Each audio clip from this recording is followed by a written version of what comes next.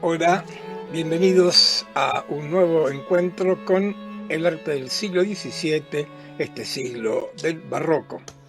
Estoy colocando esos vínculos que tenemos para descargar el material complementario que se ha actualizado en esta semana nuevamente y recordarles que ya estamos metidos en pleno siglo XVII con una de las figuras tal vez más importantes del arte de este momento, que es nada menos que Gian Lorenzo Bernini. En la clase pasada vimos las obras juveniles de este muchacho de poco más de 20 años cuando trabaja para el cardenal Scipione Borghese, y de las obras que hace, esculturas, porque ante todo Bernini, recordemos, era escultor, aunque también hay obra pictórica y sobre todo arquitectónica, como veremos. Me refiero que, o estaba diciendo que en la clase pasada cerramos nuestra clase presentando obras juveniles de este artista, y la última imagen que vimos fue este Apolo y Dafne, que seguramente es su primer gran obra fundamental, en la cual ya está presente algo que vamos a encontrar en toda su producción, que es lo que podemos incluir dentro de lo que decimos un barroco exuberante, teatral, pero que no deja de tener elementos realistas. Lo vimos el otro día con el David. No deja de haber elementos clásicos. Bueno, fíjense, este muchacho, este Apolo que está persiguiendo a Dafne, sin duda evidencia él y también ella una anatomía que tiene como modelo la escultura griega y romana. Lo dijimos en su momento, estos niveles que yo estoy marcando en el arte de 1600 no son rígidos ni por casualidad, mucho menos en los grandes artistas, sobre todo en un caso como el de Gian Lorenzo Bernini. Pero en medio de todo domina esta idea del movimiento, de lo teatral, que aparece ya ahora muy fuertemente en esta, yo diría, su primer obra maestra, en la que los conceptos de barroco, en el sentido de un arte dinámico, donde el tiempo y el movimiento están presentes, me parece que es más que evidente. Ustedes lo están viendo. Lo están viendo y es preciso explicar por qué esto que ha hecho Bernini, que me parece algo muy característico y muy de la sensibilidad de todo el 1600. Esta escultura es un grupo escultórico, son dos figuras y otros elementos del paisaje, si ustedes quieren. Hay terreno, hay ramas por ahí, y está representando la leyenda de Apolo y Dafne. Apolo y Dafne, una historia donde podía estar recogida y relatada, sí, en las Metamorfosis de Ovidio, otra vez, estos amores de los dioses que suelen ser conflictivos, por supuesto.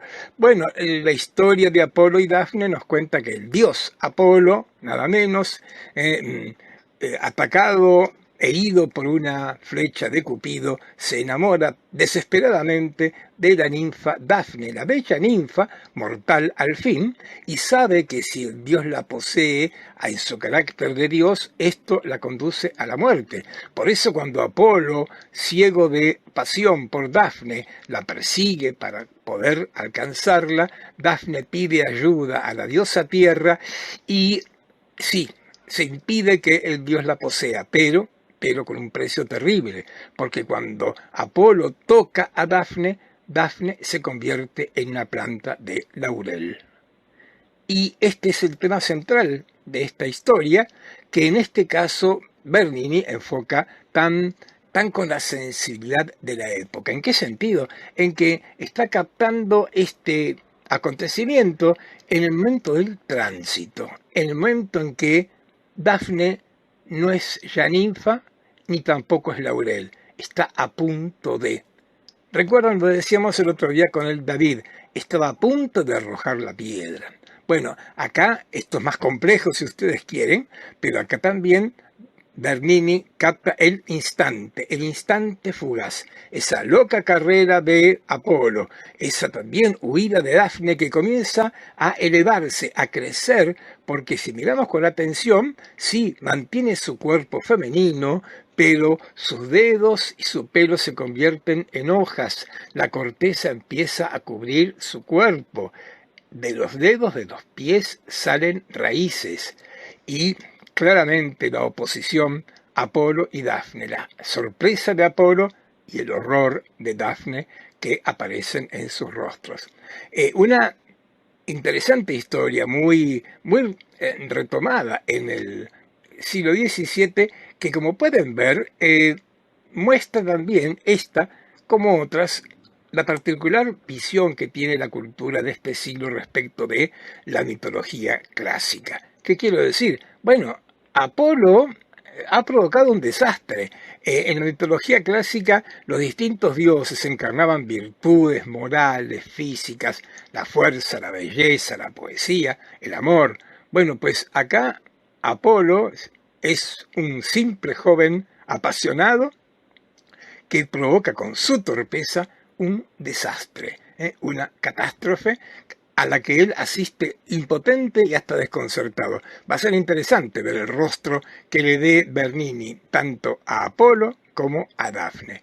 Y al mismo tiempo esta obra que hoy en Galería Borghese está colocada en el centro de una sala, porque lo interesante también de esta escultura es que sí, es obvio que hay una representación de dinamismo, de carrera, del dios y de la ninfa, pero este dinamismo que está presente aquí en la imagen también impone un dinamismo en el espectador. Nosotros no podemos evitar, si alguno ha estado en Villa Borghese lo ha comprobado muy claramente, no podemos evitar más que rodear y girar la escultura, porque desde cada punto de vista la obra nos ofrece información diversa y distinta. Todo va como ascendiendo. Fíjense que en este caso no va a ser la única vez que Bernini, además de dos figuras humanas, haga algo de, como dije, de paisaje, porque está el terreno por el cual están corriendo, hay unas piedras que están cayendo detrás de el pie firme de Apolo, que siguen dando la impresión de el movimiento, el dinamismo, casi como una carrera ascensional. Estamos subiendo porque Dafne, en la medida que se convierte en una planta, crece como un vegetal, y esto es lo que le coloca también muy sutil, muy ingeniosamente, en muy joven Bernini a su escultura. Fíjense, aquí vemos esa piedra que está como a punto de caerse por esa pendiente por la cual corre Apolo, con toda la sorpresa, esa mano abierta, al comprobar que al tocar a su amada o a su objeto de deseo, la está convirtiendo en una planta de laurel. Ahí tienen los dos rostros, ¿eh? Ven el rostro de horror de Dafne y la cara un tanto desconcertada. Yo diría casi como que Bernini pareciera burlarse un poco de Apolo, porque Apolo no entiende exactamente qué es lo que está ocurriendo. A partir de acá recordemos, y esto no tiene que ver con la escultura de Bernini, sino con la cultura clásica, el laurel va a quedar como la planta de Apolo. La corona de laureles es la corona de los poetas, de los triunfadores, que es la corona de Apolo, porque va a quedar un poco representado por esta planta que lo incorpora tan trágicamente. Les propongo que lo miremos en su lugar al conjunto.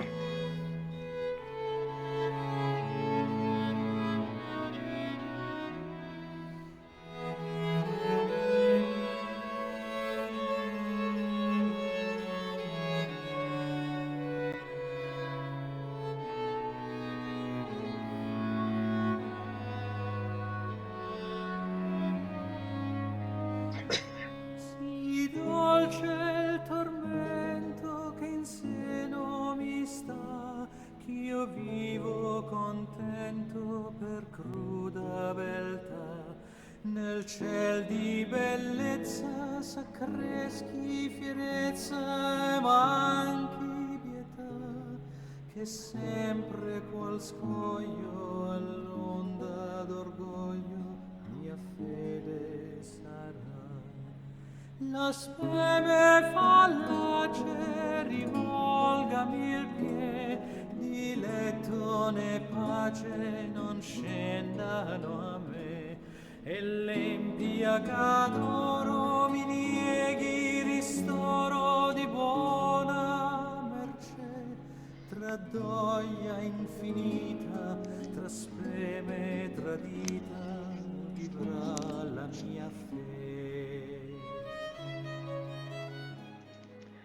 Bien, estamos acá a principios del siglo XVII y era imprescindible en algún momento traerlo a Claudio Monteverdi, este grandísimo músico, que claro, no nos lleva a Roma, sino a Venecia, al Véneto, pero que es igual que Bernini y aún más como Caravaggio, como iniciador, fíjense la fecha en que vive Monteverdi, de los iniciadores, en el caso de él, de la música del barroco, con sus óperas y sobre todo con los bellísimos madrigales como este que acabamos de escuchar un fragmentito, Si dolce el tormento, tan apropiado para acompañar este video con esta imagen tan espectacularmente efectiva de Bernini. Miren, quise repetir esta imagen del video porque había ahí un texto en latín que, bueno, me gustó traducirlo, ya verán por qué, porque el texto en latín no hace más que sacar la conclusión de lo que,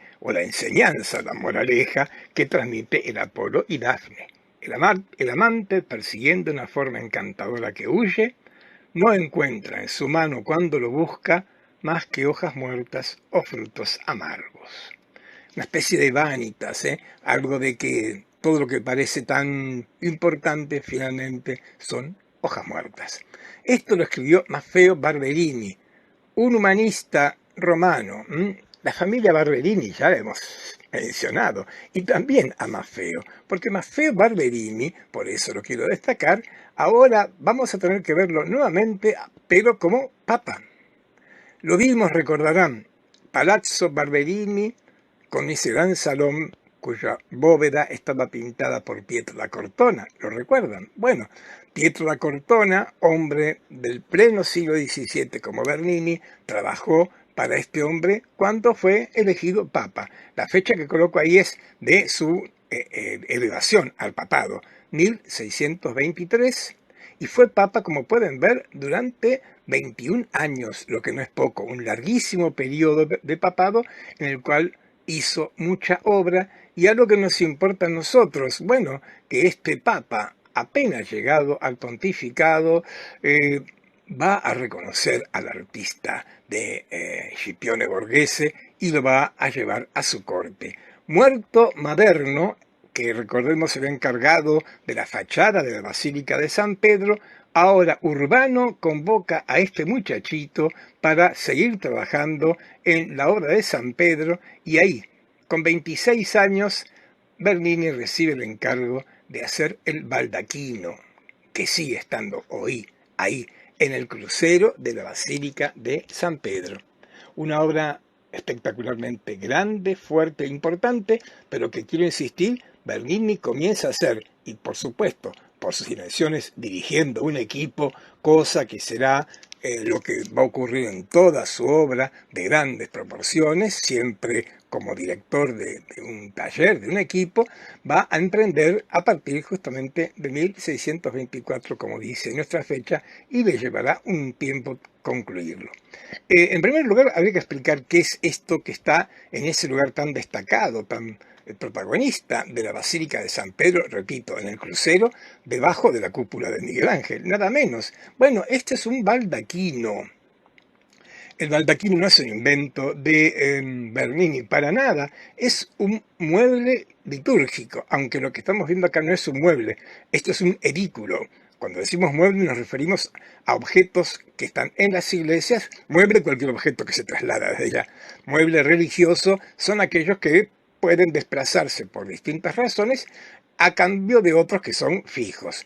En este caso, este baldaquino es fijo, claro, pero un baldaquino normal, este es excepcional, yo diría es el baldaquino. Un baldaquino puede estar en la parroquia de cualquier barrio de cualquier ciudad con iglesias católicas. Muestro uno, es esto. El baldaquino es una estructura que tiene forma de dosel, con 4 apoyos, lo ven en esta fotografía, y en la parte superior una tela, tiene una especie de sugerencia de una tienda. El baldaquino cristiano proviene de la idea de la tienda de campaña con que los judíos iban cubriendo el arca de la alianza en su éxodo, en su camino hasta la tierra prometida. El arca de la alianza era guardada en una tienda, marcaba este carácter así transitorio, de paso, de tránsito, que está muy metido, tanto en la religión judía como cristiana, claro. En el catolicismo, como lo estamos mostrando en esta fotografía, cuando se procesiona algún elemento muy importante, como en este caso el Santísimo Sacramento, lo ven ahí en las manos del sacerdote, para destacar y subrayar cuán importante es lo que está ahí, se lo cubre con este baldaquino. Bueno, Bernini hizo un baldaquino, pero fijo, no móvil.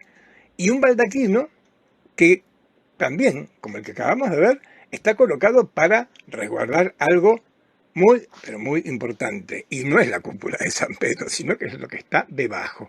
El baldaquino de la Basílica de San Pedro está construido sobre la tumba de San Pedro. Está colocado para subrayar el elemento, el objeto, el lugar más importante de toda esta arquitectura. Es, como decíamos, una obra gigantesca, mide cerca de 29 metros de alto. Insisto, unos 29 metros de alto, como un edificio de 10 pisos más o menos. Cuando el otro día vimos la basílica por dentro, me pareció importante poner las cifras que estamos considerando, porque es tan grande esta basílica que todo puede parecer pequeño, pero hablamos de 29 metros de alto, hecho todo de bronce, en gran parte proviene de las puertas del Panteón de Roma, un horror para nosotros, pero que entonces no era raro en cualquier parte del mundo. Hacía falta bronce y mucho para esto, son 90 toneladas de bronce, nada menos, y entonces, entre otros lugares para recuperar bronce, fueron las puertas del Panteón. Obviamente hoy tiene puertas que las han reemplazado, pero provinieron de allí. Y entonces, baldaquino. Fíjense que cuando lo miramos estamos viendo los 4 soportes que veíamos recién en la fotografía de esa procesión. Sí, 4 soportes que sostienen una tela. Acá no hay tela, pero estamos viendo como un festón con el que Bernini alude al carácter de tela, de tienda, que implica cualquier baldaquino. Nos acercamos a él y vemos que los 4 soportes están con estas columnas que llamamos salomónicas. Columnas muy particulares que aparecen acá y en otros ejemplos que tienen 2 significados en principio. En rigor, hablamos de columnas y no de orden. No es un nuevo orden, son columnas que tienen un capitel compuesto, pero columnas porque el fuste. Y se las llama salomónicas porque, de acuerdo con algún ejemplo hallado, así serían las columnas del templo de Salomón. Fíjense que nada menos el papado, Bernini, quieren darle a este baldaquino toda la solemnidad, aún la más extrema, o sea, vincularlo con el templo de Salomón, nada menos. Yo creo que además de esta intención, que no es para descartarla para nada, porque el nombre viene, también creo que usar este tipo de columnas es una manera de hacerlas cercanas a esta sensibilidad barroca, es decir, a darle al fuste, que es tan rígido, tan vertical, todo un movimiento. La columna salomónica se va moviendo en espiral, como si fuera ascendiendo. Es otra vez algo muy característico del arte de este siglo XVII, con esa voluntad de poner elementos dinámicos en todas sus composiciones. Ahora, con la imagen más ampliada, están viendo ese festón que yo mencionaba, también hecho de bronce, pero que está remitiéndonos al origen del baldaquino como una tienda de campaña. Están viendo algunas abejitas por ahí. Bueno, son las abejas, las 3 del escudo de la familia Barberini, porque fue justamente este papa el que emprendió la construcción de este gigantesco baldaquino. Y el baldaquino es, como decíamos, un elemento colocado en el crucero debajo de la cúpula de Miguel Ángel, ahí la están viendo, y rodeado por los 4 pilares que constituyen el soporte de esta cúpula. En cada uno de esos 4 pilares hay una estatua, porque en cada uno de esos 4 pilares se guarda una reliquia muy importante para la Iglesia cristiana. Una de ellas fue hecha por Bernini, es esta que estoy marcando acá. Las otras 3 fueron hechas con la dirección de Bernini, pero por otros escultores. Rápidamente se guarda en uno de los pilares el paño de la Verónica, y por supuesto está la estatua de esa santa con ese paño en la mano. En otro se guardan la reliquia de San Andrés, y está San Andrés con su cruz en forma de X. En otro se está guardando la lanza de San Longino, acá lo tenemos. San Longino es el santo anónimo que atravesó el costado de Cristo, vio brotar sangre y agua y frente a ese prodigio se convirtió. En el Evangelio no mencionan de ninguna manera el nombre del santo y por eso ha pasado a la historia, por decirlo de alguna manera, con el nombre de San Longino por lanza. Su nombre proviene del elemento que lo caracteriza, que es la lanza. Ahí lo tenemos. Y lo quiero destacar porque ya una obra que va haciendo Bernini mientras está dirigiendo la construcción del baldaquino, que es tan típicamente barroca y tan típicamente del barroco, exuberante, con todo ese dinamismo que supone. ¿Por qué? Bueno, porque otra vez, primero, igual que en la Polidafne, Bernini elige el instante. ¿Cuál es el instante? Bueno, lo están viendo. San Longino tiene los brazos abiertos, mira hacia arriba. ¿A dónde mira? A Cristo en la cruz. Está a punto de convertirse. Este era un soldado romano que se convierte y ahí está captando ese instante. Y acá aparecen la manera de construir y de edificar de realizar la escultura de Bernini. ¿Qué quiero decir? Que Bernini, a diferencia de Miguel Ángel, al que es conveniente tenerlo presente, porque es otro gigante de la escultura, claro, pero tan distintos en algunos aspectos y tan cercanos en otros, pero en este punto muy diversos. Recordarán, cuando vimos la obra de Miguel Ángel, yo insistí mucho, porque creo que es algo central en su escultura, el que el artista trabajaba siempre con un bloque único de mármol, bloque único. En cambio, Bernini no usa un solo bloque de mármol. Acá es evidente que los 2 brazos del santo fueron tallados aparte y luego insertados en el conjunto. Ese pequeño festón que le coloca en el hombro es una manera de disimular el espacio en el cual el brazo se está insertando en el cuerpo. Pero ocurre esto, ¿por qué? Bueno, porque en Bernini, a diferencia de Miguel Ángel, el tema central no es esa fuerza que procura romper la rigidez de la piedra, sino ya es el movimiento, es el dinamismo. Y entonces esto, un dinamismo que él lo pone en primer lugar en las diagonales que están viendo. Vean ustedes la diagonal de la lanza y la diagonal de los brazos. Las líneas diagonales siempre sugieren algún tipo de dinamismo. Son muy diversas de la vertical o la horizontal, que son mucho más estáticas.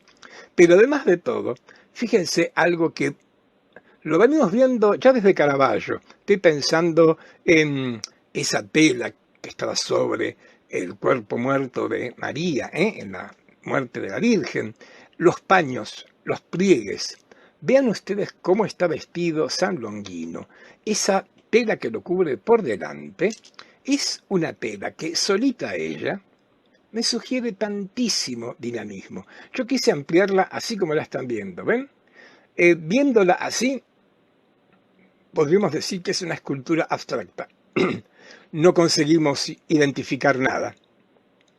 Pero sí creo que queda claro que acá hay un núcleo en el sector derecho, del que parten 3 diagonales, ¿las ven?, hacia la izquierda, que terminan y son respondidas por esa curva en forma como de cascada que a la izquierda cierra esta composición.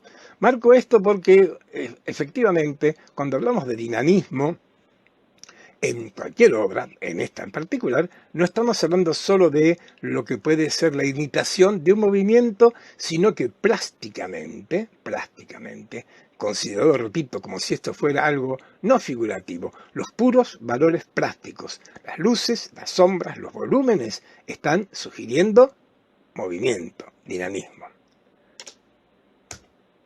¿Qué más vamos a tener con esta escultura y con esta obra de Gian Lorenzo Bernini? Y ver que vamos a encontrarnos en el mismo momento en que está trabajando con una obra tan distinta, pero también con tantos puntos en común.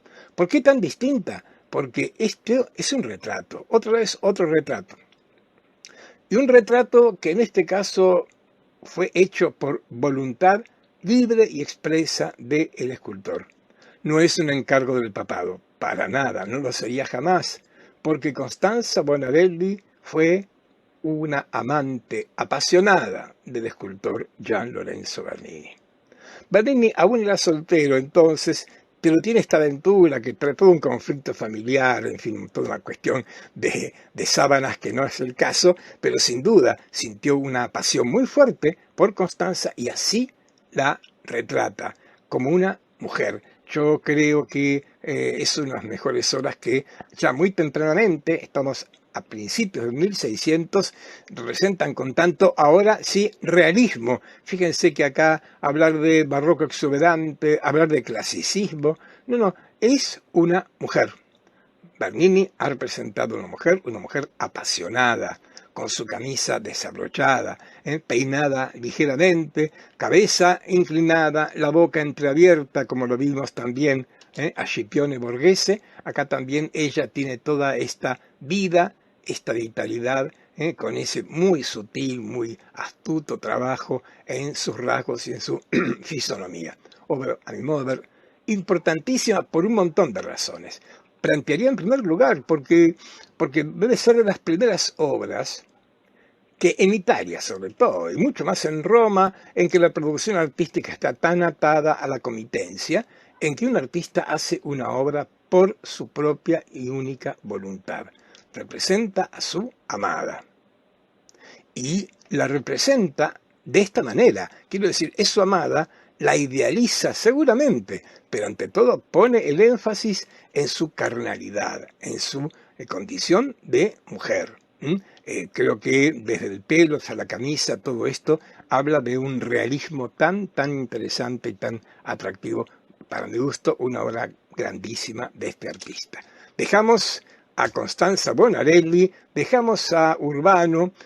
Ha muerto Urbano VIII, lo sucede un papa de la familia Panfili, Inocencio X, ese que retrató Velázquez con ese rostro tan fuerte, y también acá está retratado por Gian Lorenzo Bernini. Durante el papado de Inocencio X, que como ven fueron 11 años, Bernini no tiene demasiados encargos, aunque uno, y que le costó mucho obtenerlo, es bien relevante. Me refiero al encargo de sistematizar la Plaza Navona, la Piazza Navona, nada menos. Recordemos que los papas son los soberanos de los estados vaticanos cuya capital es Roma. Quiero decir, la obra de los papas no se limitaba a San Pedro y Vaticano, sino a toda la ciudad de Roma e incluso a lo que eran los estados vaticanos, que era prácticamente el centro de Italia de un mar a otro. Decía que le costó porque en este caso, 1648, había otro artista, arquitecto muy importante trabajando en Roma, que es bueno que lo traigamos por ahora. Me refiero a Francesco Borromini.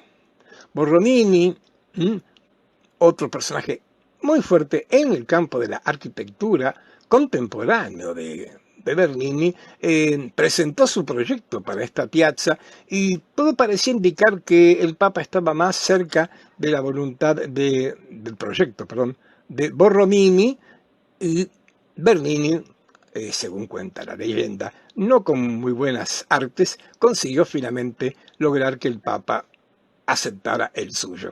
Es interesante esto, lo habrán leído y si no, aparece hoy por primera vez. ¿Qué tema? La polémica y el conflicto Bernini-Borromini. Me adelanto a plantearlo. me llama la atención el conflicto.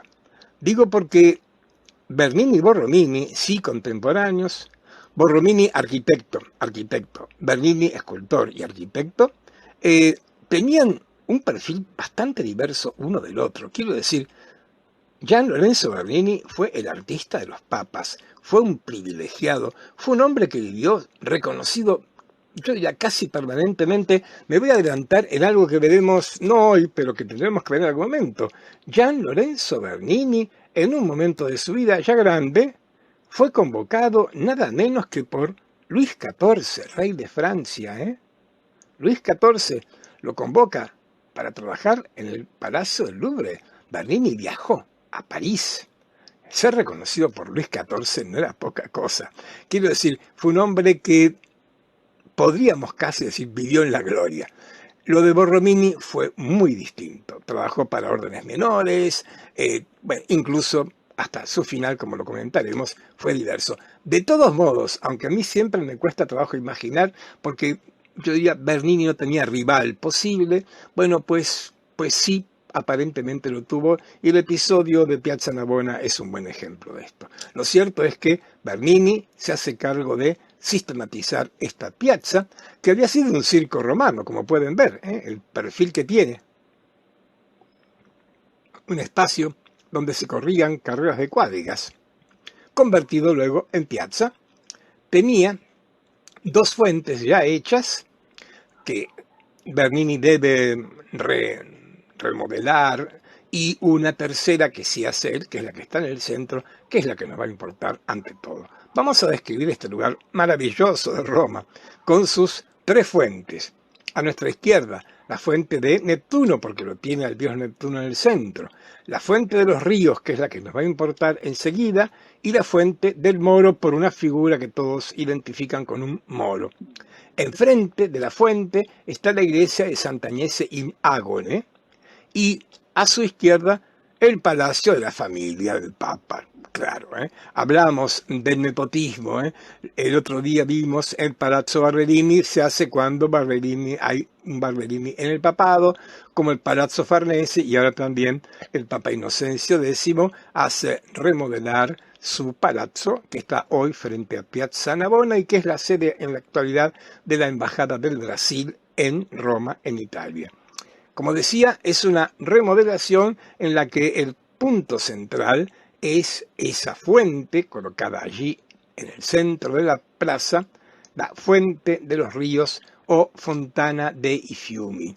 Una fuente que está coronada por un obelisco. Creo que ya he mencionado algo de esto, perdón si me repito, pero lo quiero destacar porque es muy curioso y muy interesante lo que ocurre en la Roma de 1600 en relación con el referente del viejo y glorioso Imperio Romano. Quiero decir que durante buena parte del medioevo y aún en el Renacimiento, la imagen ideal o simbólica que la Iglesia romana tenía sobre el Imperio Romano era del cruel imperio que había llevado al Coliseo a la muerte a tantos mártires, que había combatido a la Iglesia cristiana, en fin, y por supuesto algunos emperadores, particularmente Diocleciano, ocupaban el lugar de esa crueldad romana. Es interesante comprobar que en el 1600, con los papas que comienzan a volver a tener mucho poder y en su gran mayoría provienen de familias nobles romanas, de la ciudad de Roma, como Panfili, como Barberini, estos papas van a comenzar a reivindicar su carácter de ser continuadores del Imperio Romano. Estoy diciendo todo esto porque el Imperio Romano, los emperadores, para marcar su poder, habían traído de Egipto una buena cantidad de obeliscos, en los que se creía guardaban una antiquísima sabiduría. Esos obeliscos, durante el medioevo, fueron demolidos muchos, derribados otros, estaban allí, todos tirados, por decirlo rápidamente. A partir de fines del 1500, el papado comienza a levantar, a reconstruir estos obeliscos. Ya hemos visto en un dibujo de la cúpula de Miguel Ángel el obelisco vaticano, uno de los primeros, el obelisco que estaba volcado al costado de la Basílica de San Pedro, fue levantado, una proeza de carácter ingenieril muy grande y colocado. Otro es este, y así se suceden. Estadísticamente puede sorprenderlos, pero así lo plantean. Roma es la ciudad del mundo que tiene más obeliscos después de Egipto, ¿eh? Nada menos que este dato, y esto es los emperadores romanos, pero luego los papas que van a darle a estos obeliscos un doble sentido. Insisto, por un lado, su vinculación y su enraizamiento en la tradición del Imperio Romano, pero también en el perfil de esta ciudad cuando era baja, y aún lo sigue siendo por suerte, en la parte antigua de Roma no hay edificios de altura, iban marcando los distintos centros y destinos del peregrinaje, ¿eh? Un peregrino que llegaba a Roma, y Roma se instaura a partir de fines del 1500, la famosa reforma que hace el Papa Sixto V, se convierte en un destino muy fuerte del peregrinaje cristiano, con la famosa visita de las basílicas mayores, y cada una de estas basílicas está marcada por un obelisco. Cumple esta función hasta urbanística de orientar al peregrino. Acá, en Piazza Navona, Pamphili, el Papa Pamphili, hace también erguir este obelisco arriba de este conjunto que proyecta, realiza Gian Lorenzo Bernini, y a mi modo de ver, todo el conjunto adquiere un sentido iconográfico propio, además de lo que estamos diciendo. Sí, el obelisco es la sabiduría egipcia cautivada por el Imperio Romano, el obelisco es el señalamiento de un lugar importante, en este caso la basílica que está enfrente, Sant'Agnese in Agone, pero también en el contexto de todo el monumento me parece que puede entenderse el obelisco como un símbolo de la antigüedad, de algo extremadamente antiguo. ¿Por qué? Bueno, porque en la parte inferior aparece no el tiempo antiguo, sino el espacio, los 4 ríos. Diría que el conjunto está uniendo un símbolo de tiempo, el obelisco, y un símbolo de espacio, los 4 ríos, porque los 4 ríos son las 4 regiones del mundo, son el mundo, el todo. Acá tenemos entonces unidos ambos. Y entonces ahí están esos 4 ríos que simbolizan justamente al todo el mundo.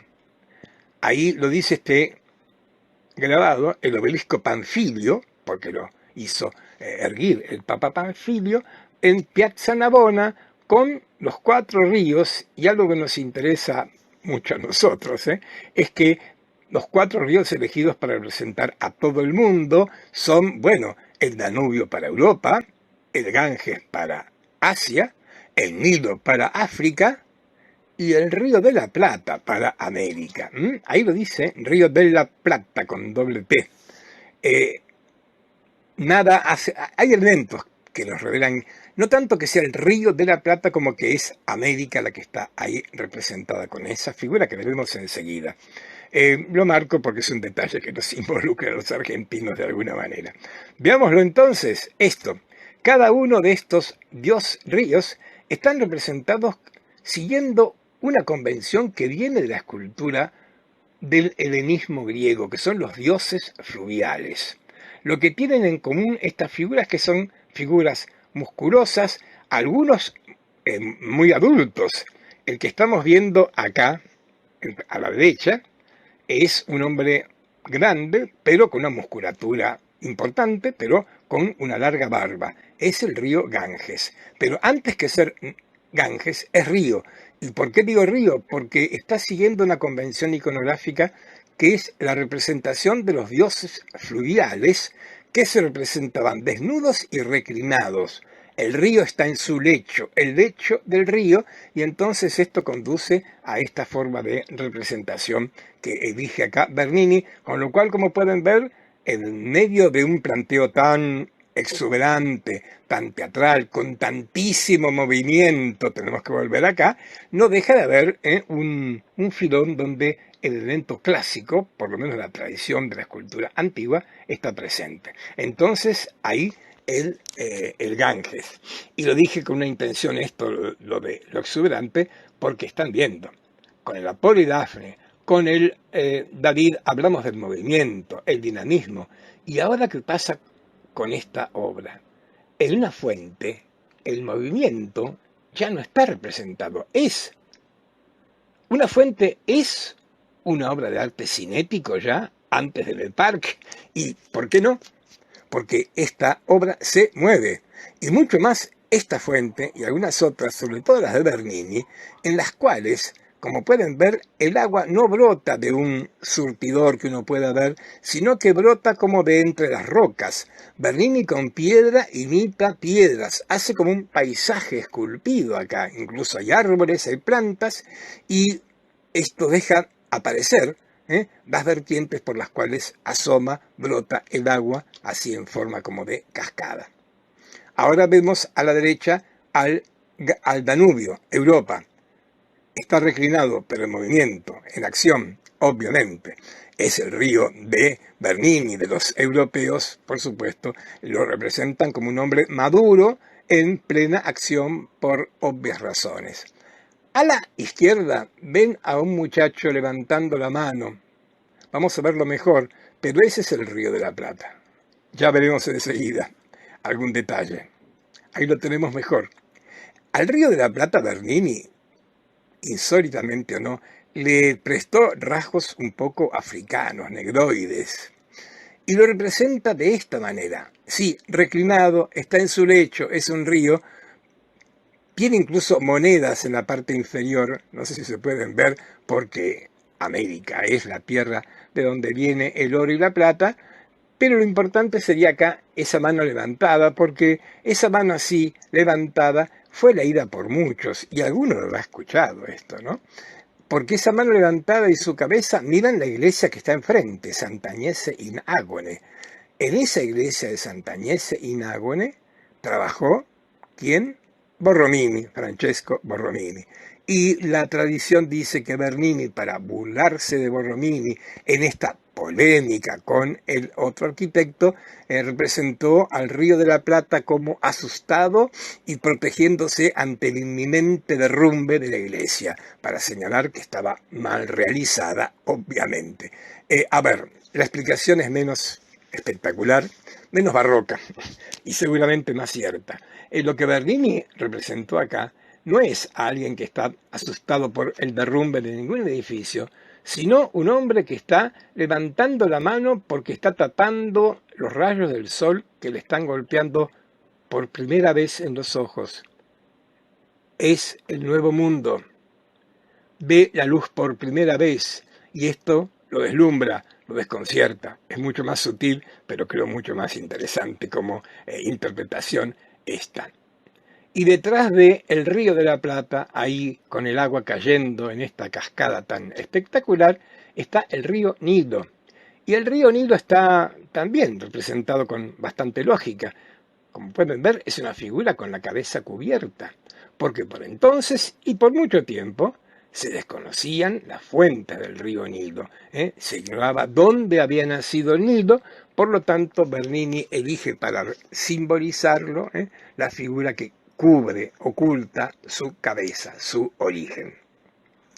Insisto en estas imágenes en las que vemos fuertemente cómo el agua está brotando a partir de grietas del terreno y no de surtidores. Acá vemos mejor al Río de la Plata y a su gesto tan espectacular. Está como cayendo hacia atrás con la mano levantada porque, repito, el sol lo ha deslumbrado por primera vez. Es el nuevo mundo, está naciendo.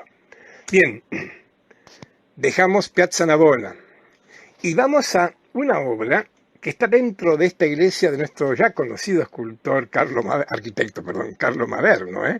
Hace una clase estuvimos en la cuadra de enfrente, viendo la iglesia de Santa Susana, y ahora estamos enfrente en la iglesia de Santa María de la Victoria. Pero con Bernini, claro, porque en rigor no vamos a ver arquitectura de Maderno. Sí, vamos a ver una obra de Gian Lorenzo Bernini que está acá y que no fue encargo papal, y tal vez como en ese sentido no esté mal que el Papa Inocencio X, como dije, no lo tenía tan privilegiado a Bernini, y entonces él tomó otros encargos, como el que va a tomar acá en una capilla que estaría en la parte lateral de esta iglesia. ¿Ven el muro lateral a la izquierda? Hay alguna ventana por ahí. A esa ventana que estamos viendo por fuera nos vamos a dirigir ahora mismo cuando entremos acá, a esta capilla, la Capella Cornaro, que tenía una capilla dedicada a una santa muy popular entonces, la española Santa Teresa de Ávila. Y entonces le va a encargar esta familia remodelar, rehacer toda esta capilla con el tema del éxtasis de Santa Teresa, y esto es lo que hace acá Bernini. Una obra en la que arquitectura y escultura y algo más están unidas para crear un efecto particularmente fuerte. Quiero decirles que yo no tengo una capacidad de síntesis muy marcada, pero con Gian Lorenzo Bernini me cuesta muchísimo trabajo ser sintético, porque ustedes estarán viendo, pasamos de una a otra obra que son de esas que no podemos dejar de lado y que representan tan fuertemente esto que llamamos barroco. Por ejemplo, justamente esta capilla y en particular la escultura que estamos ahora viendo en el centro, que representa el éxtasis de la santa. O tal vez mejor la transverberación. Como pueden ver, Bernini hizo pintar la bóveda de la capilla. Acá está unida arquitectura, pintura y, por supuesto, sobre todo, escultura. Una escultura que, digámoslo ya, y esta foto me importa por eso, está iluminada desde esa ventana que veíamos hace un minuto al exterior, porque para destacar el efecto de su escultura, Bernini abrió una ventana oculta a los ojos, a menos que estemos en esta posición con que se tomó esta fotografía, pero que hace como de reflector teatral apoyado en esos rayos de bronce que iluminan fuertemente la escena que aparece aquí, el éxtasis de Santa Teresa. O podríamos llamarlo la transverberación de Santa Teresa, porque en rigor lo que se está representando acá es este fenómeno tan particular que tiene este nombre de transverberación, porque lo que le ocurre a Santa Teresa en este estado de comunicación fuerte con la divinidad es que su corazón es atravesado por una flecha, es transverberado. Ustedes saben que Santa Teresa escribió bastante. Y bueno, ella nos cuenta exactamente, porque sin duda Bernini leyó las memorias, la vida de Santa Teresa, y es lo que está representando acá, tal como lo cuenta ella.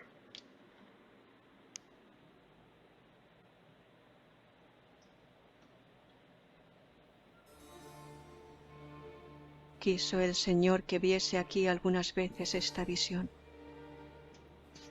Veía un ángel cabe mí hacia el lado izquierdo, en forma corporal, lo que no suelo ver sino por maravilla. Aunque muchas veces se me representan ángeles, es sin verlos, sino como la visión pasada que dije primero. En esta visión quiso el Señor le viese así.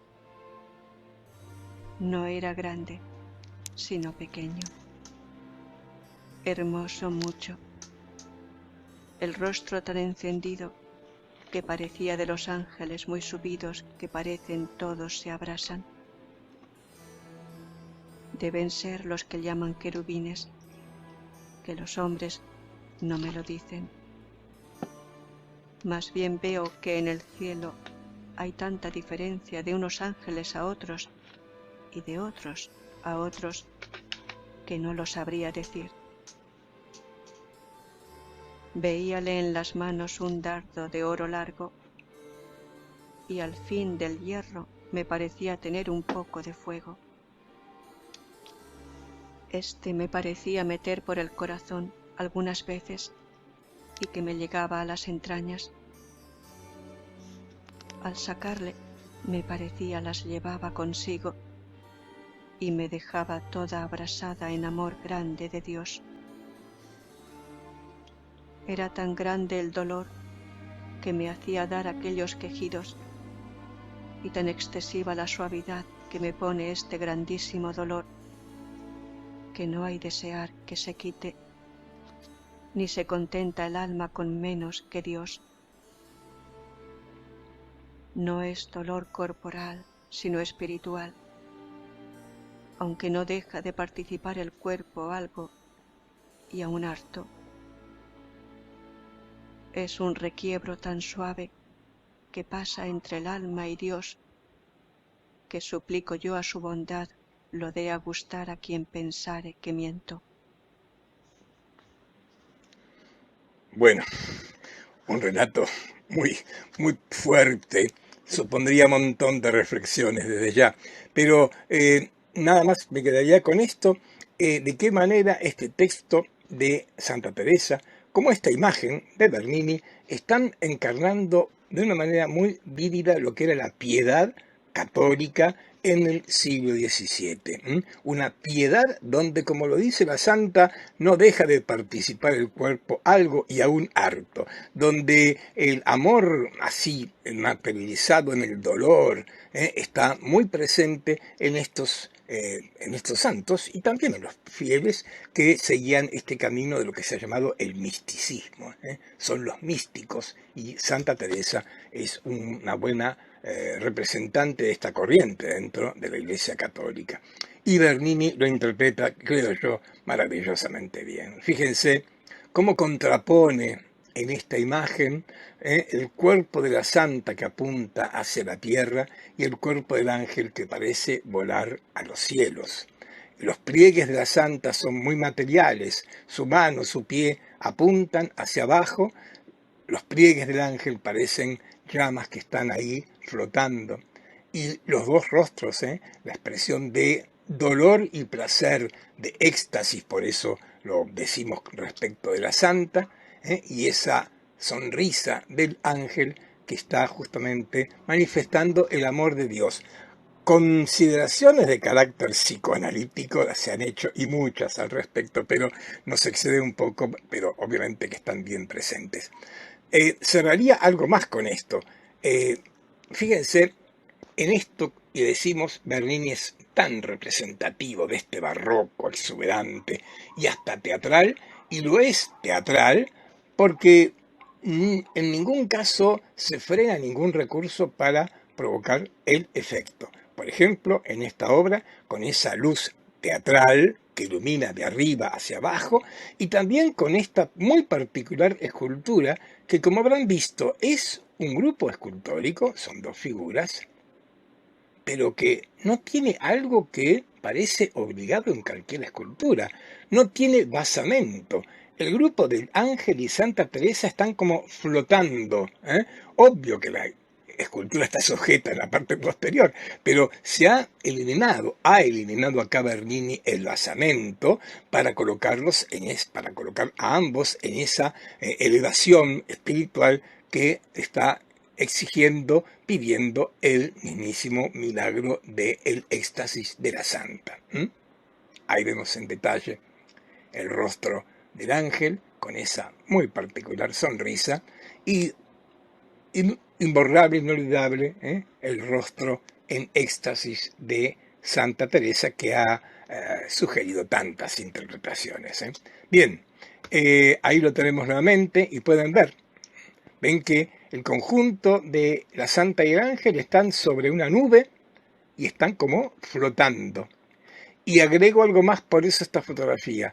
A los lados de esta escena principal, ven ahí a la derecha, 4 personas que están asistiendo al milagro.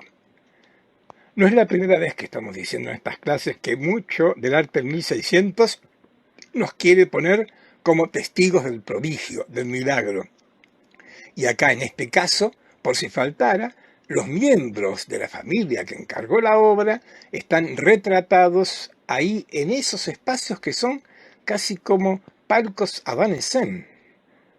Me atrevo mucho a leer esto con terminología teatral, Como ven, lo del teatro y el barroco es un tema que aparece permanentemente y acá es como si fueran 4 espectadores y hay otros 4 que no vemos a nuestra izquierda, que son testigos del milagro, pero lo son desde este lugar especial que recuerda mucho un palco teatral. Ahí los tenemos, cada uno de ellos, uno que está conmovido, mirando la escena, y los otros 3 que están asombrados, hablando entre ellos acerca del prodigio del cual son testigos. De esto se trata entonces todo este conjunto en el cual, como ven, Bernini también en cuanto a los materiales usó mármoles de diversos colores con todo este sentido así bien efectista y teatral. Perdón por la insistencia, pero creo que de esto es lo que se trata. Dejamos a Santa Teresa y su éxtasis rápidamente, porque otra vez Bernini nos está ocupando más tiempo del que uno querría, pero bueno, la obra es tan importante, para ver una obra que tiene bastante semejanza con esta. Otro éxtasis, en este caso una agonía, una iglesia que está en una obra que está en esta iglesia del Trastevere romano, San Francesco a Ripa. Dentro de San Francesco está esta capilla, la capilla Alpieri, Capella Alpieri, y allí se recuerda y se honra a la beata Ludovica Albertoni.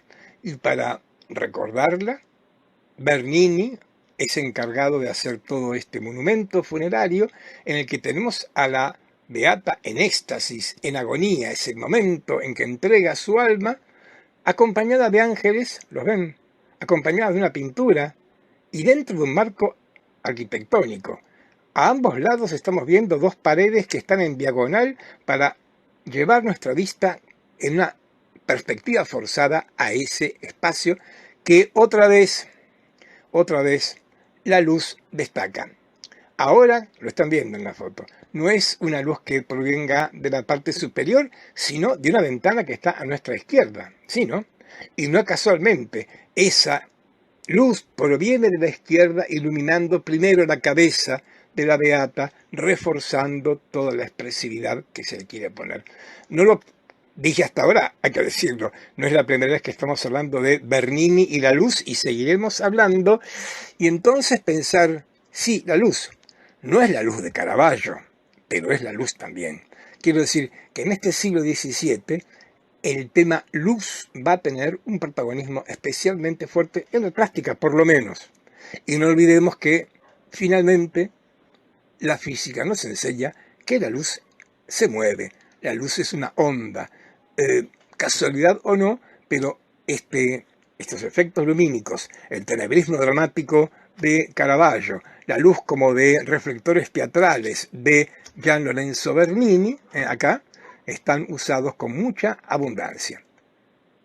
Y otra vez habría que decir, ahora que nos hemos acercado a la imagen de la beata, de cómo Bernini representa este éxtasis con la posición del cuerpo, con el gesto del rostro, con las manos, pero también con los pliegues. Vean ustedes, como lo vimos con el San Longuino hace un rato, aquí yo diría que toda la pasión, todo el éxtasis religioso de esta santa está expresado también por esos pliegues tan ricos, tan complejos, con que está representando desde su lecho hasta la ropa que la cubre. Ahí, entregando su alma y en éxtasis, como estamos advirtiendo. Dejamos esta obra tan interesante que vemos un poco rápidamente, pero Bernini va a seguir produciendo y mucho. Los papas van cambiando y van a encargarle más obras que, como verán, otra vez, yo no puedo dejarlas de lado en un curso sobre el arte del siglo XVII, porque ahora va a llegar al papado un miembro de la familia sienesa Chigi, Fabio Chigi, que va a ser papa, a vez como Alejandro VII, entre 1655 y 1667, 12 años más tarde. Ahí lo tenemos, es el monumento funerario que le ha hecho Bernini al papa Alejandro VII, pero lo traigo para presentarlo en la imagen del papa y para fundamentar que con la vuelta, con la llegada de este papa al Vaticano, Bernini vuelve a tener grandes e importantes encargos papales. El que sigue es fundamental, ¿eh? Me refiero a la Plaza de San Pedro, la Piazza San Pietro. La basílica estaba terminada. Alejandro vuelve a incluirlo a Bernini dentro de la obra de San Pedro y recibe nada menos que el encargo de hacer la plaza frente a la basílica. Y Bernini hace este proyecto, esto que estamos viendo acá en esta vista satelital. Y fíjense que ahora sí, ya con la Piazza San Pietro, con la Plaza de San Pedro, y tal como esta foto la muestra, ahora sí San Pedro está terminada. Está la basílica de adentro y la basílica de afuera. Está el espacio interno y el espacio externo, completos como lo conocemos hoy mismo. Y lo que va a hacer acá Bernini, como están viendo, es una obra urbanística y arquitectónica. Empezamos a acercarnos al Bernini arquitecto, con esta plaza que tiene un formato, como ven, cuadrangular cerca de la basílica y luego elíptica en su parte central, con unas dimensiones que son tan exageradamente barrocas. Nada menos podía hacerse para acompañar y presentar y enmarcar esta gigantesca basílica. Desde ya, traigamos acá las medidas. Esta plaza que estamos viendo desde la cúpula de San Pedro tiene 340 metros de ancho y 240 metros de largo. Aún hoy es gigantesca, imaginarse todavía allí en el siglo XVII cuando fue terminada. Este grabado de Giovanni Falda muestra algo del proyecto que nunca se hizo, que es ese fragmento de columnata que estamos viendo allí, que sería una especie de propileos para ingresar a la basílica, a la plaza, como está así terminada. Y como decía, una plaza que supone, sí, lo urbanístico, pero también lo arquitectónico. Bernini hizo una gigantesca plaza elíptica rodeada por una columnata que tiene 4 filas de columnas con un total de 284. Es algo gigantesco, como lo hemos repetido, parece un poco obvio observarlo, pero lógicamente, la obra de equipo, obra que implicó una cantidad de mano de obra gigantesca para semejante realización. Las columnas, cada una de ellas tienen 16 metros de alto. Y diría esto, vamos a seguir viéndola. Como están ustedes viendo, en algún sentido, esta columnata, por estas columnas y su entablamento, lo ven horizontal, a la griega. En algún aspecto, esta columnata podría leerse como algo clásico. Bernini ha proyectado columnas de orden toscano, las más sobrias. Recordemos, el toscano es un dórico, una derivación del dórico, el más sobrio de todos los órdenes griegos. Van a ver que el entablamento es el entablamento dórico, trilifo y metopa. Eligió el más sobrio y el más clásico de todos los órdenes y lo dispuso así. Permítanme que lo diga de esta manera, los que hicieron el curso de antigüedad me van a entender mejor, pero todos pueden entender esto. Lo usó a la griega, ¿en qué sentido? Horizontalmente. Sí, es un muro cóncavo, pero el entablamento no es recto y no forma arcos a la romana. Digo todo esto porque si el vocabulario que estamos viendo acá tiene una impronta particularmente clásica, lo que no es clásico es el tamaño, claro. Las dimensiones de esta plaza son ya de esta exuberancia del barroco. Y antes de avanzar, detenernos un segundo en esto, han visto, la planta de la Plaza de San Pedro es una elipse. 2 cosas o 3 al respecto. Primero, la forma elíptica no es una figura que se emplee con frecuencia en el arte, en las artes plásticas. Sin embargo, llama la atención que en este siglo XVII tanto se emplee. Ya lo estamos viendo acá, en la Plaza de San Pedro. Seguiremos viendo por lo menos un ejemplo más de Bernini, 2 en realidad. de Bernini del uso de la elipse. ¿Es una casualidad o habrá que destacar que en este mismísimo siglo los astrónomos nos dicen que la órbita de los planetas que se mueven y la Tierra se mueve, novedad terrible del 1600, la órbita es elíptica? Y continúo. Podemos imaginar que en este caso concreto, la elipse de la Plaza de San Pedro tiene alguna simbología cósmica, representar el universo y el todo. Creo que es para tenerlo presente, porque en la fachada de San Pedro, que mira hacia la plaza, el Papa daba y sigue dando la bendición Urbi et Orbi, es decir, de la ciudad al mundo. La ciudad, la cúpula, la basílica; el mundo, la plaza. Esto puede ser la simbología en que presenta esto. Ahí están viendo las columnas toscanas y sobre cada columna 140 estatuas de santos. Otra barbaridad, por decirlo de alguna manera. Estos santos que están ahí arriba están como representando la iglesia del cielo para corresponderse con los fieles que van a estar abajo en la plaza, que es la iglesia de la Pierre. Bien, ahí lo tenemos nuevamente. Fíjense la entrada. Ahí estamos viendo esas dos columnas y dos pilastras, ¿los ven ahí a la derecha? Que están marcadas por un tímpano triangular. Tiene eso un perfil tan griego, tan de templo griego, ¿no? Pero como decía, fuera de esto, que son los elementos aislados, que, repito, tienen una fuerte impronta clásica, el conjunto, la forma curva, el tamaño, lógicamente, que se apartan de la sobriedad que impone cualquier obra de carácter clásico. Bien, de afuera vamos adentro, porque también el Papa Chigi le va a encargar obra en el interior de la basílica. Fíjense la fecha, 1657 al 66. Ya Bernini es un hombre grande para estos tiempos, pero sigue recibiendo encargos y haciendo obras de estas que, como dije hace un rato, son tan emblemáticamente representativas del arte de este siglo que no pueden quedar fuera de un curso de esta naturaleza. Lo que estamos viendo está en el presbiterio, en lo más profundo de la Basílica de San Pedro, y el nombre es la Cátedra de San Pedro. Para presentarlo rápidamente diría que es un relicario.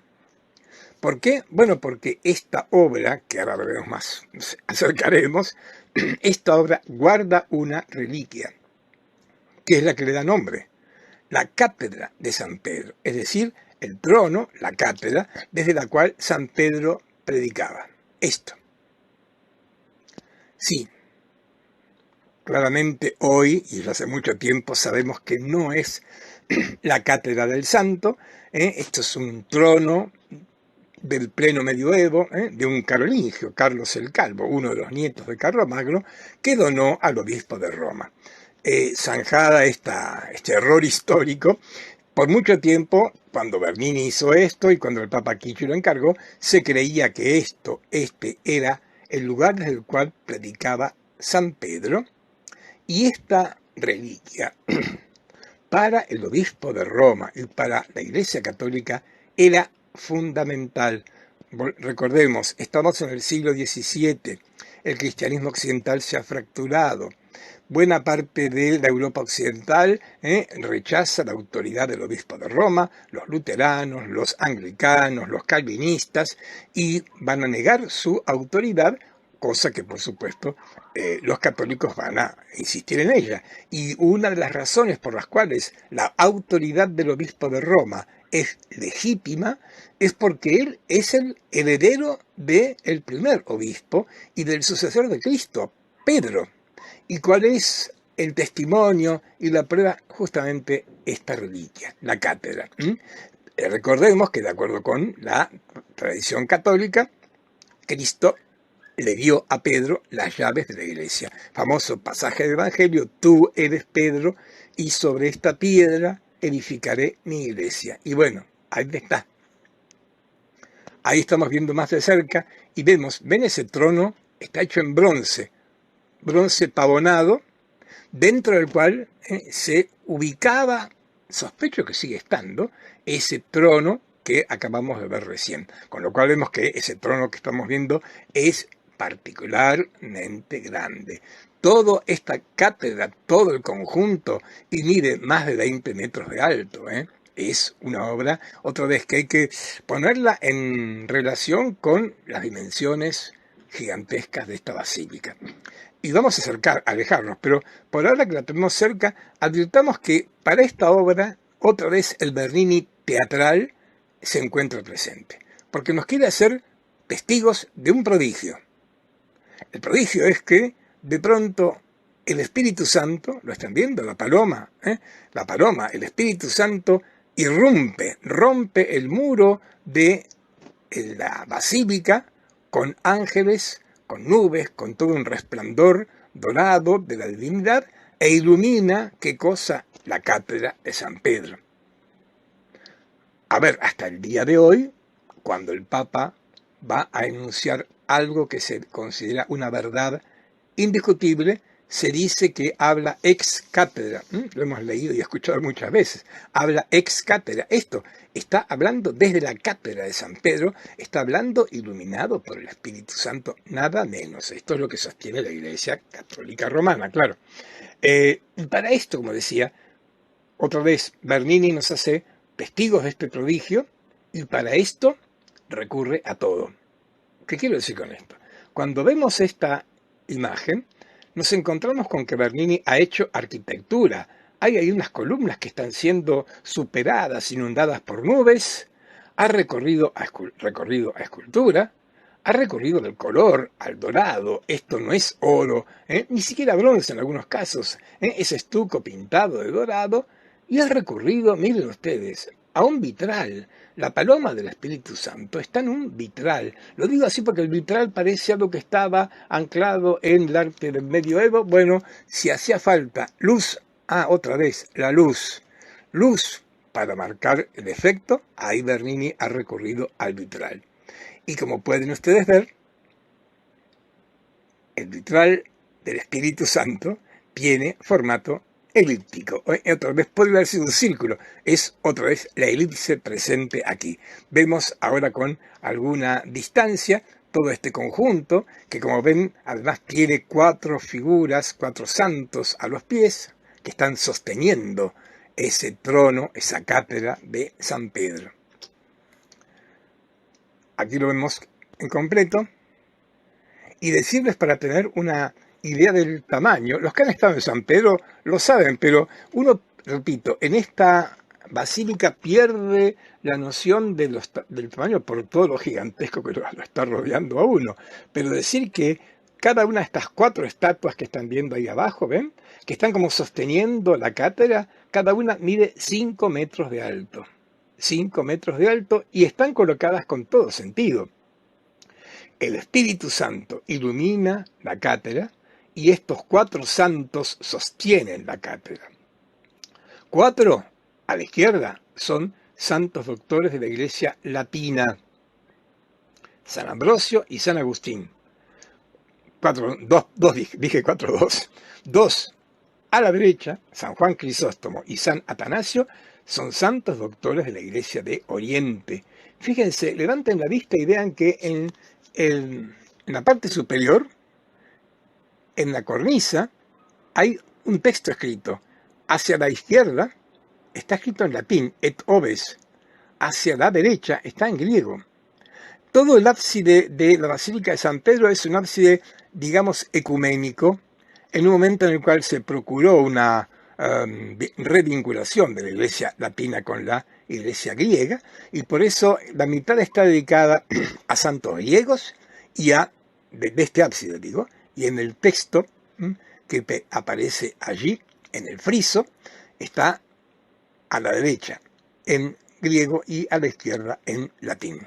Bien, seguimos estando en la basílica y en el en la cátedra. Bueno, acá para ampliar y ver el tamaño y ver todo el efecto tan particular que tiene. Esta fotografía tomada en otra oportunidad, como pueden ver, deja más a la vista el efecto lumínico, el resplandor, el brillo de la paloma del Espíritu Santo que está irrumpiendo de esta manera tan dramática, tan teatral, el interior, el ábside de la Basílica de San Pedro.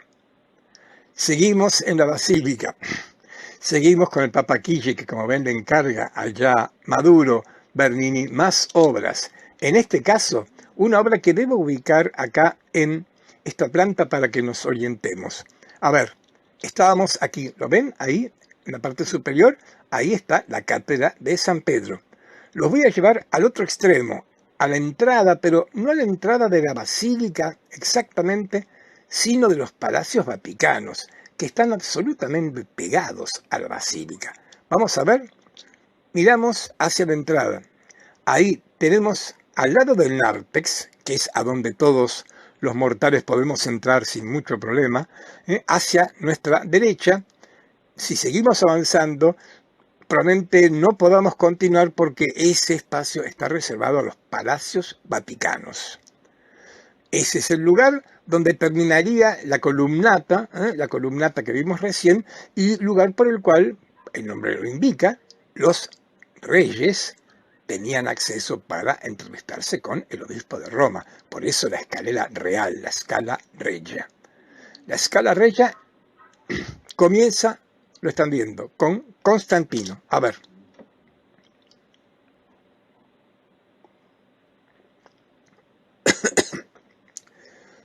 Y otra vez, Bernini, haciendo una obra tan representativa de esta estética, ahora una estatua ecuestre. Una estatua ecuestre que va a marcar todo un tipo de estatua ecuestre a futuro. Me refiero a las estatuas con el caballo en dos patas, con todo este dramatismo, y la figura de, no un santo, un emperador. Claro, enseguida lo veremos en su contexto, pero acabo de decir, estamos en el arranque de la escalera real, la escalera por la cual los reyes ingresan a los palacios vaticanos, y entonces a estos reyes se les pone como imagen el modelo del rey, del soberano cristiano, Constantino, nada menos. Ahí lo tenemos entonces. Otra vez Bernini representando el instante fugaz. La imagen nos muestra el momento en que Constantino tiene esta visión que lo va a llevar a convertirse. De acuerdo con la tradición y con la leyenda, el emperador Constantino, en vísperas de la batalla de Ponte Milvio contra su rival Magencio, ve en el cielo, en lo que muestra Bernini, ve en el cielo una imagen de una cruz y escucha: con este signo vencerás, y noc signo vinces. Constantino, por esta razón, como ven, no muy religiosa que digamos, hace pintar la cruz en los escudos de sus soldados, se habría convertido al cristianismo y por supuesto triunfa en la batalla de Ponte Milvio. En cualquier caso, Constantino es sin duda el primer emperador cristiano. Hay varios relatos de por qué y cómo se convirtió. Este es uno de ellos y es el que elige Bernini. Y entonces, ¿qué nos muestra? El momento, el instante en que está a punto de convertirse el emperador. Está mirando, ven la mano, ven la cabeza y ven la luz. Otra vez la luz usada con un sentido teatral, expresivo, dramático. Esa luz es de una ventana que mira hacia la plaza de San Pedro, claro, y viene del ángulo superior derecho en diagonal hacia el ángulo inferior izquierdo. Vean cómo esa diagonal de la luz tiene una respuesta en ese telón, en esa tela movida por ese viento muy particular que es como la antítesis, un viento que soplaría desde la izquierda hacia la derecha, dándole todo este énfasis tan dramático a esta figura. A ver, ¿dónde está? Acá. A ver, ¿lo ven ahí a un costadito hacia la derecha? En esta fotografía está un poco muy hacia la derecha, pero la elegí para que podamos ver una obra arquitectónica de Bernini, la Scala Regia. Es obvio la intención, como decíamos, al rey, al soberano que llega, al soberano laico, claro, mostrar el modelo de soberano, Constantino, y luego hacerlo ascender por esta escalera que parece que asciende hasta el cielo. ¿Por qué? Porque Bernini ha hecho un truco espacial. Por eso traigo acá la planta y el alzado. Bernini ayudó a la perspectiva. Bernini exageró la perspectiva. Como pueden ver, la Scala Regia se va angostando a medida que va subiendo hacia nuestra izquierda, va perdiendo altura también, lo vemos en el corte que está en la parte superior, con lo cual Bernini hace una especie de trompe-l'œil. Así como los pintores nos hacían ver, como Pietro la Cortona, o el padre Pozzo, recuerdan, Sant'Ignazio, nos hacía ver algo que realmente no era precisamente así, también Bernini, con este truco, nos hace ver una escalera que es mucho más profunda de lo que realmente es, que nos está casi acercando al encuentro con la divinidad, con la figura de su representante en la tierra, el Papa. Scala Regia, entonces. Y como vemos, la columnata de la Plaza de San Pedro, la Scala, nos estamos ya plenamente en manos de el Bernini arquitecto. Y de toda la obra arquitectónica de Bernini aún no llegamos a su obra fundamental, que la traemos ahora mismo. La iglesia de Sant'Andrea al Quirinale. Lo que estamos viendo en el óvalo es la pequeña iglesia de Sant'Andrea. Enfrente esos jardines son del Palazzo del Quirinale. Esto es pleno centro de Roma, vía del Quirinale, por eso la iglesia se llama Sant'Andrea al Quirinale, en el Quirinale. Y estamos viendo acá, ya en esta vista aérea, como ven, es la tercera elipse que nos presenta Bernini. La elipse de la Plaza Elíptica, la elipse vitral del Espíritu Santo en la cátedra y ahora la elipse en esta pequeña iglesia que era, sospecho que sigue siendo, iglesia del seminario jesuítico en Roma. Lo destaco porque, sí, no es raro que Bernini trabajara para los jesuitas, para esta orden religiosa que estaba poniendo el énfasis en el triunfo de la Iglesia Católica, y Bernini era seguramente el artista más apropiado para esto. Veamos qué es lo que hace con Sant'Andrea.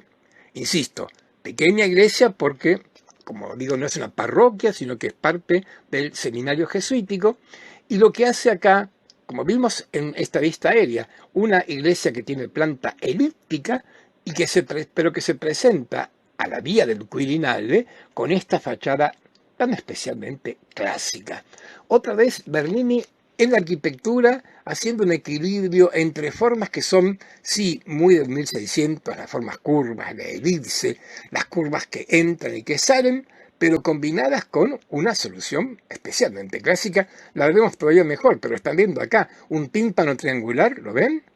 Pilastras de capitel corintio, pilastras que serían de orden monumental, porque están acompañando a otro orden jónico, el que arma esa especie de porche, que tiene otra altura. Acá estas pilastras están marcando este particular orden que ya vimos aplicado, recordemos, por Miguel Ángel, por Vignola en sus arquitecturas. Algo que no quiero dejar de marcar es esto que sí sigue marcando algo muy del 1600 y que no, por supuesto, que sí se aparta de lo estrictamente clásico. El uso de curvas y contracurvas. Vean cómo presenta su iglesia Bernini a la vía del Quirinale con una especie de pequeño atrio cóncavo, con esas dos puertitas, ¿ven? Va con una altura baja. A esta forma cóncava levantamos la vista y aparece la forma convexa de la planta de su iglesia.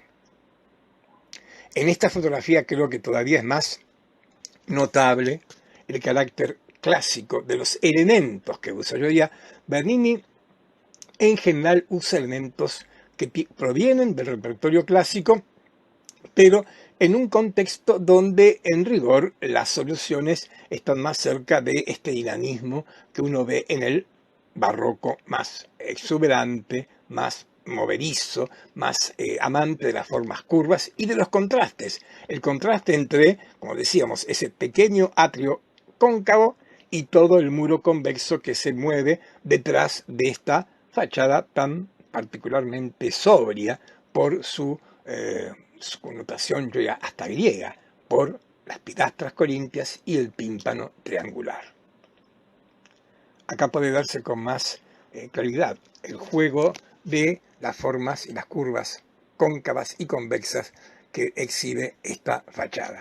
Y cuando ingresemos veremos esto, que esta iglesia no es de planta basilical, sería planta centralizada dentro del repertorio de plantas que con muchos de ustedes alguna vez vimos, y tiene esta forma que, perdón por la reiteración, pero porque hay que insistir porque es propio de este 1600, la elipse que en arte y en arquitectura particularmente es poco usada a menos que nos paremos en el 1600 como acá. Y entonces, ahí estamos. Y una planta elíptica da pie a esta espacialidad tan elástica, tan dinámica. Nada nos oprime, sino que al contrario, como lo hemos visto en cualquier edificio de planta curva, el espacio se hace elástico, se abre. Y otra vez Bernini jugando con colores, con mármoles, con esculturas.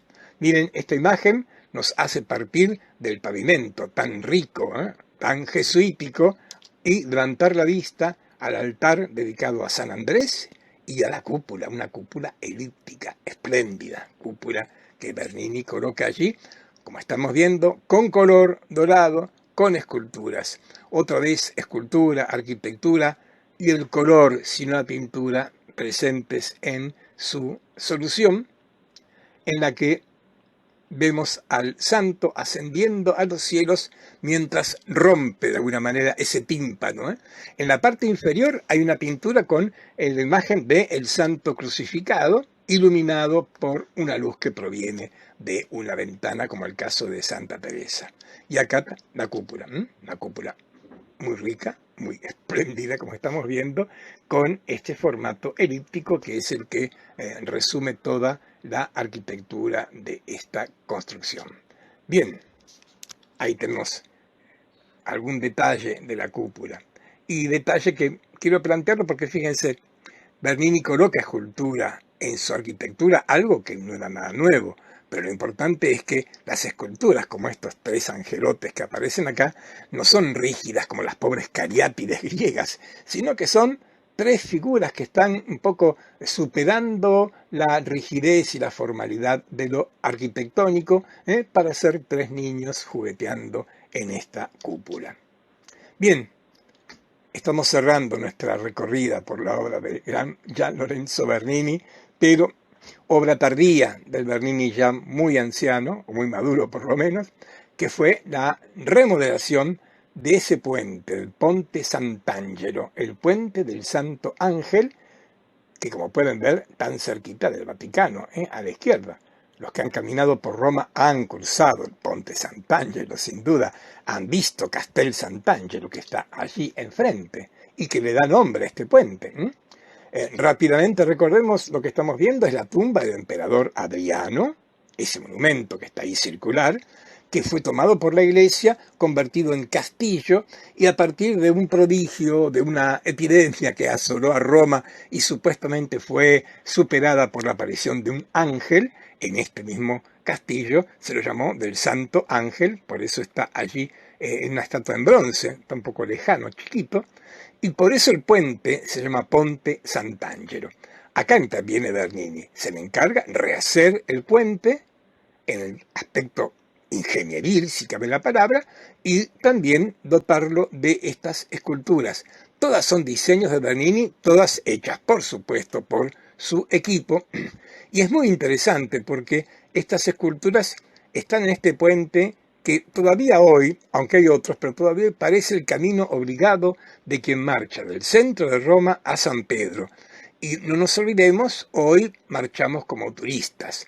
En el 1600 se marchaba como peregrino, se peregrinaba por las distintas grandes basílicas y todo esto era un camino con una fuerte impronta religiosa. Con este criterio, Bernini justamente coloca estos ángeles que están preparando nuestra llegada a la Basílica de San Pedro, cada uno sosteniendo un símbolo de la pasión de Cristo, de la crucifixión. Tenemos acá a la derecha el ángel que tiene la cartera, el INRI. A la izquierda el que tiene la corona de espinas.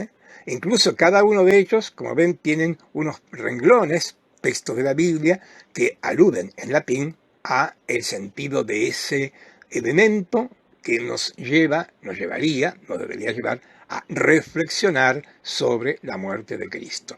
Estos ángeles, como ven, otra vez nos vuelven a presentar estas figuras en que los pliegues se mueven tan plásticamente y la gran mayoría de ellos tienen este carácter así ascensional, porque son ángeles y por lo tanto Bernini con los pliegues le va a dar este carácter ligero, aéreo a los ángeles. Ahí tenemos el ángel que tiene la esponja con el vinagre, de acuerdo con el relato, y el otro con la lanza que lo atraviesa.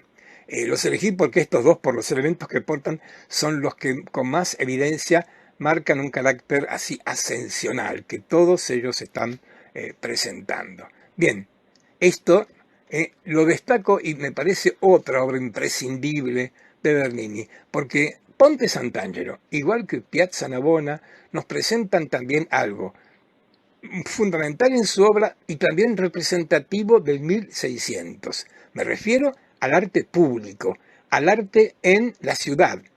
En este siglo XVII, las obras de arte, estatuas, empiezan a ocupar un lugar importante en el espacio urbano, porque lo dijimos, recuerden, con la iglesia de Jesús, porque el urbanismo, en rigor, está naciendo en este siglo XVII y como consecuencia de él, lógicamente que hay un arte urbanista, por llamarlo de alguna manera, un arte urbano, un arte público, y me parece que Bernini no es el único, y hay otra cantidad de ejemplos, pero en el caso puntual de este artista, por lo menos con Piazza Navona y con Ponte Sant'Angelo, es un excelente ejemplo de esta novedad importante que aporta el arte del 1600. Dejamos a Gian Lorenzo Bernini. Estamos cerrando nuestra clase, pero cerrémosla dejando abierto para que en el próximo encuentro nos encarguemos de su supuesto rival, Francesco Borromini. Miren, había nacido en 1599, casi igual que Bernini, no era romano como él, venía del norte, hoy sería suizo, del Ticino, de Suiza, el norte, en rigor, digamos, de una Italia en un sentido genérico, y también relativamente joven, no de niño, pero joven igualmente, con 20 años, llega a Roma, donde va a trabajar y a morir en 1667. En relación con Francesco Borromini, importante decir que este hombre no ha dejado obra pintada ni obra escultórica, él fue arquitecto, y sus obras, esta que voy a presentar ahora para comenzar la próxima semana con ella, encarnan muy bien otra línea de un barroco donde, ahora sí, con Borromini, hablar de clasicismo va a ser particularmente difícil. Miren, esta vista satelital nos está mostrando nuevamente la vía del Quirinale, esa diagonal que corre hacia nuestra izquierda, vía del Quirinale, en esta esquina que es la esquina de Le Quattro Fontane, porque hay 4 fuentes en cada ochava. Ahí se levantó esta iglesia de los Padres Trinitarios, la iglesia de San Carlo alle Quattro Fontane, o como es pequeña, los romanos cariñosamente la llaman San Carlino alle Quattro Fontane. La presento, estamos viendo, sí, la presento así y la dejo congelada para abrir con ella nuestra próxima clase. Muchas gracias.